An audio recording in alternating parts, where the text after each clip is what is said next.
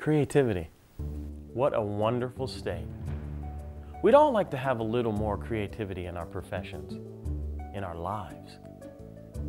Not only do cool and original things, but be in the zone, feel in the flow. Not only have creativity, but be creativity. But our everyday lives so often lack inspiration. Our minds are certainly active.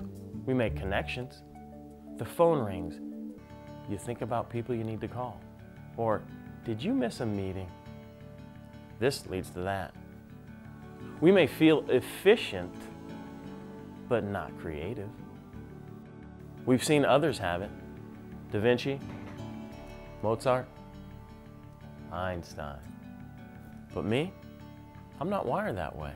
Or, I'm too old. Or, it's for kids. Or, people will think I'm crazy.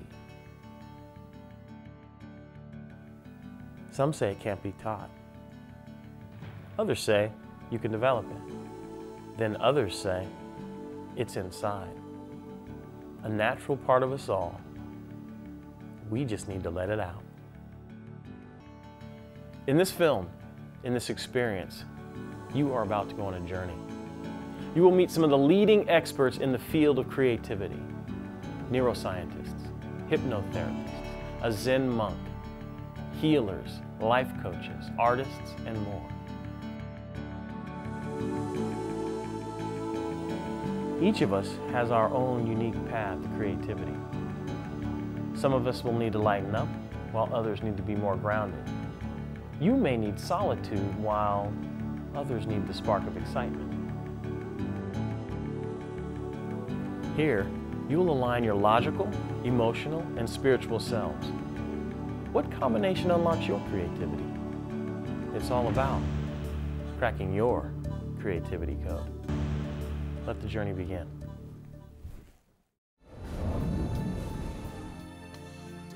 If you want to create something, then obviously the best thing is actually to do it. And then take the first step that is necessary to do it. Again, watch your own mentality and see if that's going to get in the way of the creative process. In other words, if you have faith in the fact that you can do it or you can't, if you allow your, say, competitive instincts to interfere, if you allow your self-consciousness to interfere, any of these things, so that, maybe the first thing is to really look at your own state of mind and then be able to put any of the so-called obstacles on one side and then just enter into it, whatever you have to do.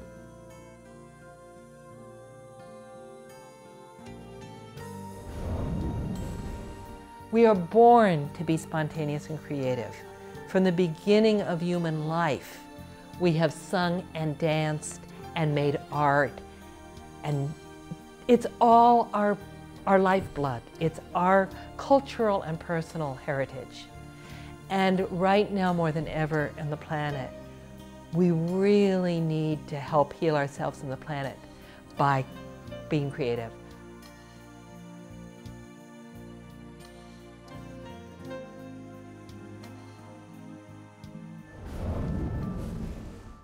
Creativity certainly has benefits to the survival of man. We have to be very creative in coming up with solutions to problems in life, and we have to be able to do it suddenly at times if we are presented with a threat.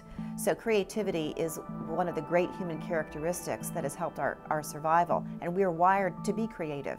But we are wired to different extents from one to another to both generate creativity and also to inhibit creative impulses.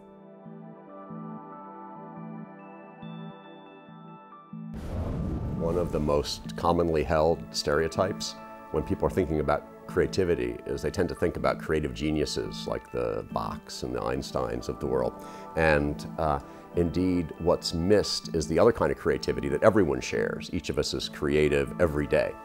So there's a distinction between what's called the big C creativity, and that's the kind of creativity that tends to denote these creative geniuses. On the other hand, there's little c creativity, which is the everyday kind of creativity. For example, when you came here today, you may have taken a different route. You may have thought of a new idea, a new way to prepare your coffee in the morning. Each one of these minor creative acts is also part of creativity.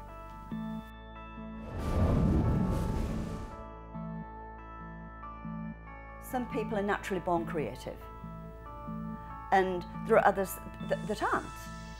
And you can develop anything. You may have a gift of being creative, but you can always learn something new because the brain's so phenomenal.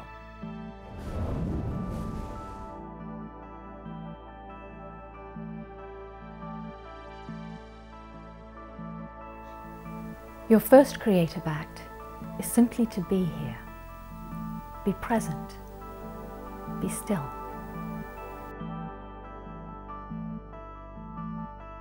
There are really two forces in creativity that we must pay attention to. And with too much of one and not enough of the other, then we can sometimes feel crazy.